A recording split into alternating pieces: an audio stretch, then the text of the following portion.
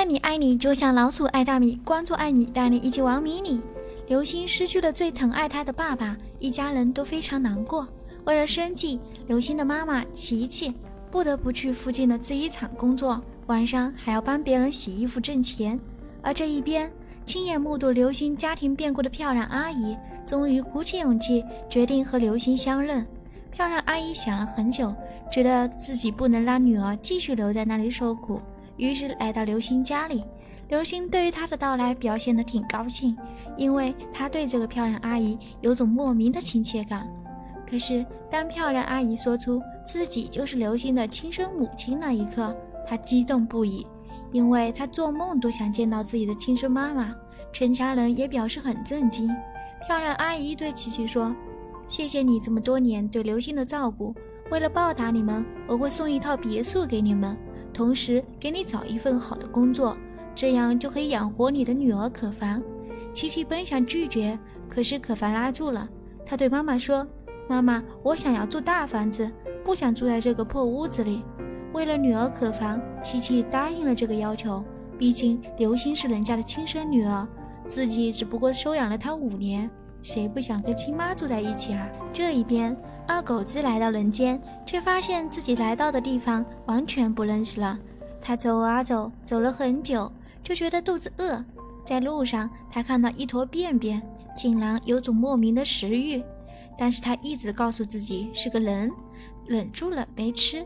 由于体力不支，他只能趴在地上闭目养神，直到第2天早上，有一个小男孩推开门，发现一条漂亮的小狗躺在那，就把它带回了家。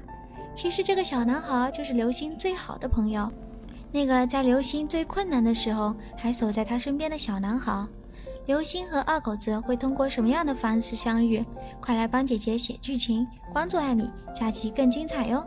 艾米爱你就像老鼠爱大米。大家好，我就是你们的老艾米。闺蜜小萌的后妈坏事做尽，以为自己得到一大笔遗产，结果等来的却是警察。警察把后妈抓走后，小萌的爸爸带着小萌离开了这个令人伤心的地方。可是刘星家却没有那么幸运了。有一天晚上，爸爸把大家召集起来，表情沉重，非常伤心难过地说，明天早上之前，我们必须搬离这个家，不然会有生命危险。大家都在问，到底是为什么？好端端的家为什么要搬家，而且还这么着急？可是爸爸却说，别问了，你们把自己最该带的东西带上，我们去一个新的地方。可是第2天，当他们来到新家，顿时傻眼了。那是一间他们从来没有见过的破房子，里面甚至连地板都没有，看起来就像70、80年代的老房子。刘星心里有1000、10000个疑问，为什么要住在这里？我们家到底发生了什么？他只知道爸爸每天很早就出去了，很晚才回来，妈妈则每天躲在房间里偷偷地流眼泪。妹妹可凡也会埋怨一下生活条件的不好，但还是每天睡到大中午。家里一定有什么大事发生，于是他决定偷偷地跟在爸爸后面。这天早上，爸爸很早就出门了，刘星立马跟在后面，为了不让爸爸认出来，非常小心翼翼。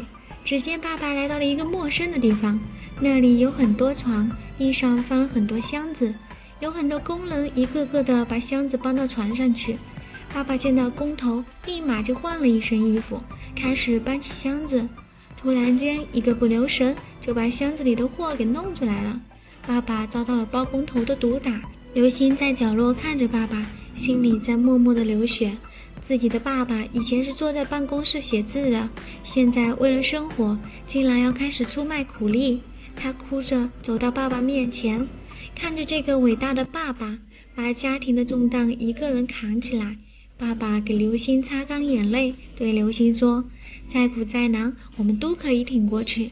爸爸把真相告诉刘星，原来前1个星期，外婆突然造反，说自己欠下一屁股赌债，要自己把钱借给他，不然那些债主就要杀了他。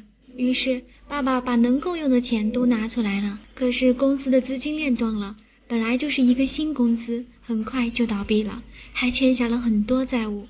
公司不够抵押，只能把房子卖了，所以现在他们一无所有，只能通过干苦力先累积一些资金。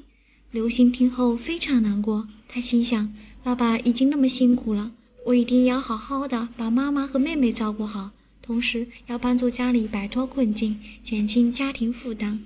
刘星接下来会遇到什么困难呢？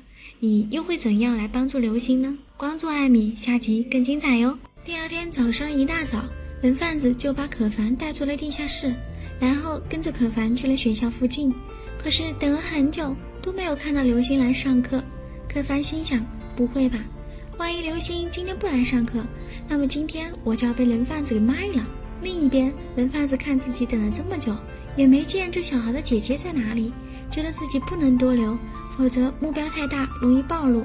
说着就拉着可凡走到学校卖水果的阿姨呢。可凡喊起了妈妈。人贩子一听，哎呀，吓坏了，这么倒霉，居然碰到了小孩的妈妈。但是一看情况不对，那个卖水果的好像不认识他似的，不然怎么不搭理？说着要拉可凡走。可凡气急了，自己不断的给小贩使眼色，居然不搭理，那可不要怪我不客气了。于是可凡一气之下，把水果店老板的水果一下子全给打碎了。这下水果店老板就生气了，拉着可凡要赔偿。结果可凡指着人贩子说，这是我妈，你找她要钱。卖水果的就拉着人贩子要钱。可凡趁乱逃走了，顺着路回到了家里。可是家里居然没有人，看到桌子上的蜡烛才知道是自己的生日。这时家里人回家了，爸爸告诉可凡，是刘星想给他一个惊喜才提早回家的。一家人开心的补过了一个生日。可凡会不会原谅刘星？关注艾米，下集更精彩哟！艾米爱你就像老鼠爱大米。大家好，我就是你们的老艾米。在一个普通的村子里，住着一对普通的夫妇，还有他们的孩子小鱼。有一天，妈妈在田地里辛勤耕种，小鱼走过去跟妈妈说，妈妈，你能给我2块钱吗？我要去买好吃的。妈妈翻来翻去，终于在口袋里找出了2块钱，但是妈妈还是依依不舍地让小鱼省着点花。小鱼拿了钱，不一会儿就跑远了，也不知道去了哪。妈妈继续拿着锄头在地里耕种。又过了一天，小鱼又跑到妈妈面前，对妈妈说，妈妈，给我2块钱。说着用他那充满期待的眼神看着妈妈。但是妈妈说，我昨天不是刚给过你吗？这时懒散的父亲走过来说，孩子想要的你就给他吧。妈妈更加依依不舍地给了小鱼。没过多久，小鱼就跑出了门。随后爸爸也跟妈妈说自己要去工地了。刚走出门的爸爸看到小鱼往前面去了，爸爸以为自己的女儿是要去买吃的，可是小鱼却把钱压在一个石头下面。正准备走的时候，爸爸走上前去，非常生气地对小鱼说，你妈妈辛辛苦苦赚的钱自己都不舍得吃，给你买吃的，你却随便乱扔在地上。这时小鱼慌忙解释道，爸爸，不是这样的，您还记得吗？1年前我准备回家的时候，后面有一个坏人想把我抱走，可这个时候有一位好心人急忙把我从后面抱走，救下了我，但是恰好被你看到了，你以为他是人贩子，还大声质问他，可我连忙解释是他救了我。这时候您想给他钱作为感谢，但是他死活不要。结果我上次看到那个好心人每天都来这捡垃圾，所以我想把钱压在石头下，这样就可以帮助他了。爸爸听后感动极了。这个故事告诉我们，对待他人的帮助，我们要常存感恩之心。感恩从我做起，从小事做起，最后点个关注再走呗。